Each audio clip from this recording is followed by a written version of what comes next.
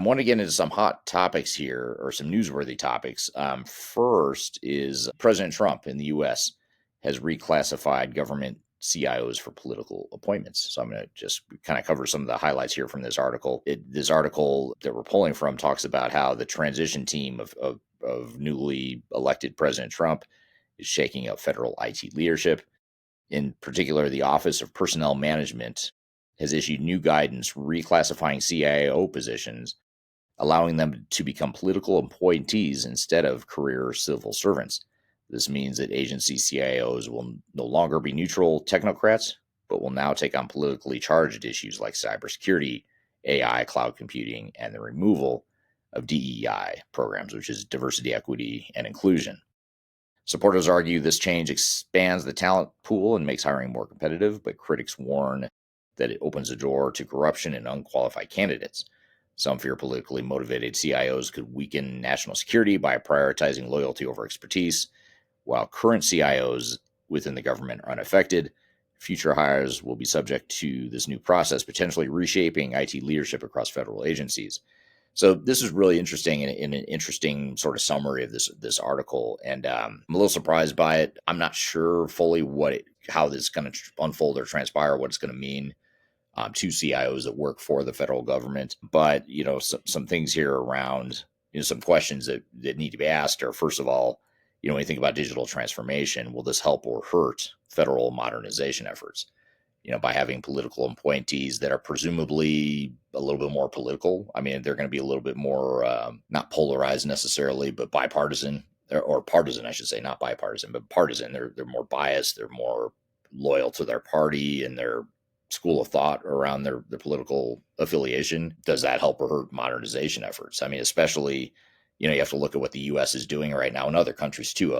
Some of this nationalist movement that's happening right now, and the conservative nationalist movement in particular, is leading some governments, including the U.S., to rethink how they spend money and to rethink their budgets and their prioritization of spending. And so it makes you wonder, does that mean they're going to cut back on modernization? Does that mean they might be more conservative and more risk adverse and more concerned about cybersecurity threats or data leaks and that sort of thing, which are valid concerns, but does it lead to more risk aversion? I guess would be the real question there. I don't have a good answer for you on that, but I think it is something worth thinking about. I'd be curious to hear your thoughts, though, too. If you've got comments on this or thoughts on how you think this will affect not just the U.S. government or CIOs within the U.S., but also just in general. What does this mean for government tech and government modernization of technology? Some other questions are, could politically appointed CIOs create national security vulnerabilities? Either way, if you're a conservative or a liberal, in the U.S. and sort of our two-party system, you could see sort of dark sides of either angle or either approach there. And then when you think about private versus public sector, does this hiring approach make sense for the government, or is it too risky? Great question. I don't know. I mean, I don't think most of us in the private sector would think it's too risky, but in the government setting, it may be too risky for what the government is used to.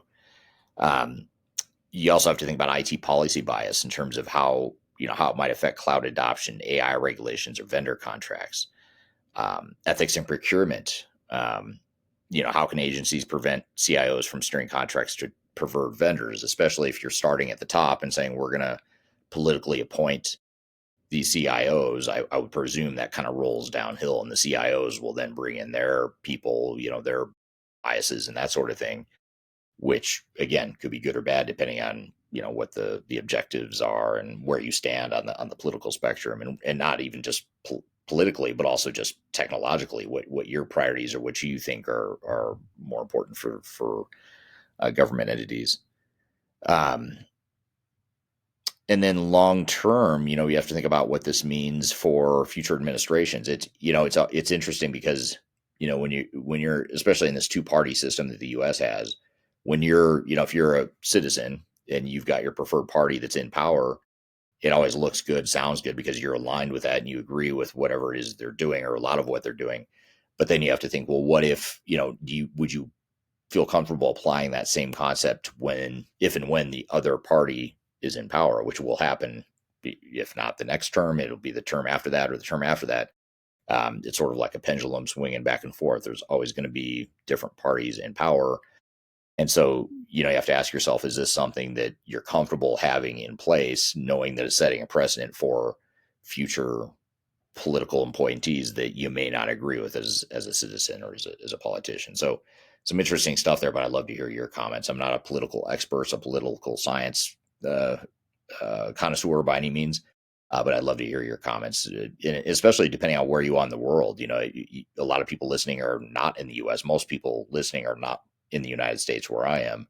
So I'd love to hear your feedback just from a global perspective, wherever you're from, how you think this will affect your part of the world. So drop those comments in the chat. I'd love to see that, and maybe we can make that part of our an upcoming episode.